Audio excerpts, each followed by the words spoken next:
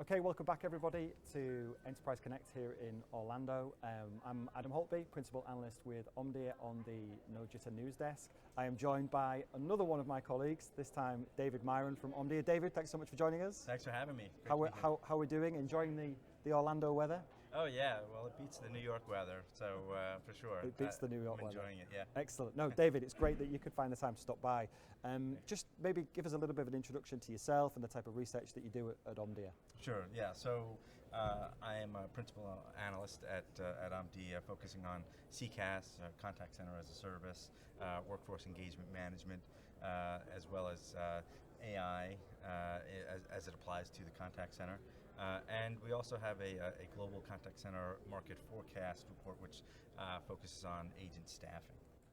Give me a little bit of, an insight into the type of research that you're working on at the minute, the type of reports that you're developing. Yeah, sure. So we just recently finished our global contact center market forecast, as I mentioned, which takes a look at agent staffing by country, by region, and globally. And so this is helpful in trying to determine any sort of trends in agent positions by verticals, by hosted versus on premises.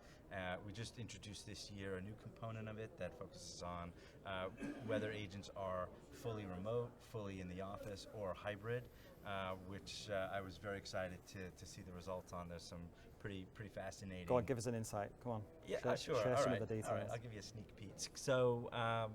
In 2020, we found that at the start of the pandemic, we found that there was about 68% of agents globally were required to work from home. Right. This is when the work from home mandates were first initiated. Everyone had to basically pack up and go home. Well, most everyone, unless you were unless you were an essential worker, okay. Right, then you could stay. So what happened though is that over the course of the 3 years, it's been 3 years since the start of the pandemic, and through to the end of the forecast period, which is 2026, we're forecasting that the work from home agent will decline at a compounded annual growth rate of 22%. That's interesting. Yeah, so it's a rapid decline, right? Yeah. So, but conversely, we're seeing the in-office agent increase by about 15% per year. Started out at around 16% in 2020. We're expecting it'll be somewhere in the mid 30% range by 2026.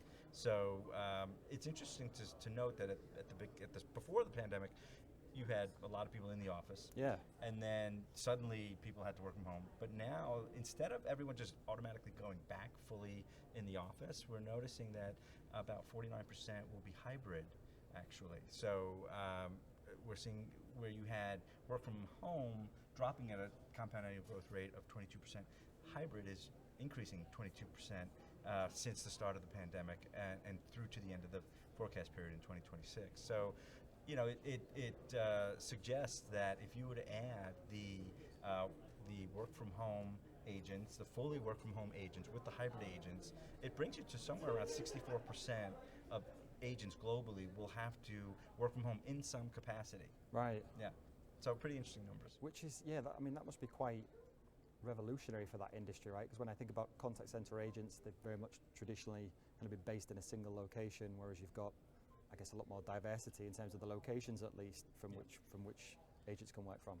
Right. It means you have to think about how you staff your contact center, who you're staffing your contact center with, the technology you use to staff your contact center, and it also means how do you train and monitor, how do you improve their performance, how do you watch and monitor the customer experience, improve the customer experience. So, you know, it's harder when we're not face to face in the same facility. If you're my manager and you say to me, you know, David, just by looking at you, you look a little flustered, or you know, you lose all of that interpersonal one-on-one interaction when you switch to a work from home or a hybrid model. Sometimes when people are at home and not in the office, you can't get that, right? So there's been a big uptick in workforce engagement management solutions, things like call recording, things like quality monitoring, speech analytics, and workforce engagement management or workforce management solutions, so scheduling and forecasting types. And on the whole workforce management piece, and just from what you were saying there, this is more than just kind of an issue that could be solved by new digital capabilities, right? It's different management practices and management styles to get the best out of those people. Yeah, so it's not only just about the technology. There are several things you have to think about. You have to think about the customer experience, right? You have to think about, well, how do I get my agents to perform to the level that we need them to perform at or better than when they were in the contact center. And we need to make sure that the customers are happy with the performance. But on top of that, there's another element, which is the employee experience. So in the contact center, as I mentioned before, there are certain visual cues you can pick up on that you might not be able to when they're working from home. So you want to be able to make sure you're staying in tune to that as well. And so there are some interesting solutions that have been released since the start of the pandemic that because we can look at things like sentiment, and initially it was thought that, well, we can get this customer sentiment. Let's listen to the customer to try to figure out what they're thinking, what their sentiment is, and try to improve the situation if it needs to be improved, or continue doing whatever it is we're doing right if the sentiment is good. But if you can use that technology on the customer, why can't you use it on the agent? Right. So if you can, then you should be able to, let's say as a contact center manager, be able to say, hey, I noticed that this customer raised his or her voice, or the decibel levels on the call were through the roof, and that alerted me. Wow. And so take a break, take a minute, take 2 minutes, and just that simple act could improve productivity, just agent satisfaction, and as well, the studies have been shown that it also improves productivity as well when they're able to just disconnect from a hot situation and then step away, rejuvenate, gather themselves, come back, and they're able to be better performers. Yeah, as well. that's great. That's fantastic. Any kind of notable news from the show then that you've kind of caught on to the past day or so? So it's only we're only here about a day and a half, but there are a couple of things that I saw that I thought were pretty interesting. So Zoom made an announcement with its Zoom IQ to leverage AI and as well as or generative AI,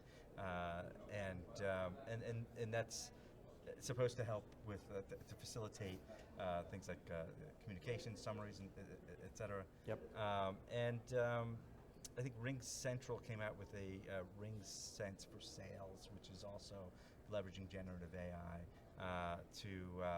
to help salespeople write emails. Right, so come up with a first draft of an email and enable them to edit it and send it out. Help them with coaching. So these are interesting new developments. Curious to see them more one-on-one, to see if how that's working. Generative AI is getting a lot of attention at this show.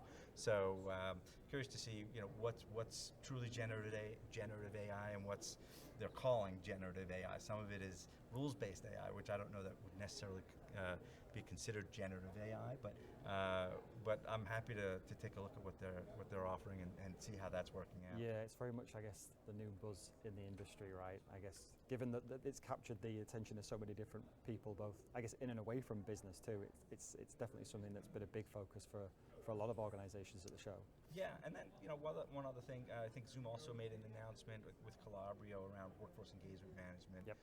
So to the point that we were talking about before regarding agent scheduling and forecasting, Zoom is clearly, they've already made their big announcement in the contact center, and Yep. so they're just stepping up their game a bit, and it's interesting to see that.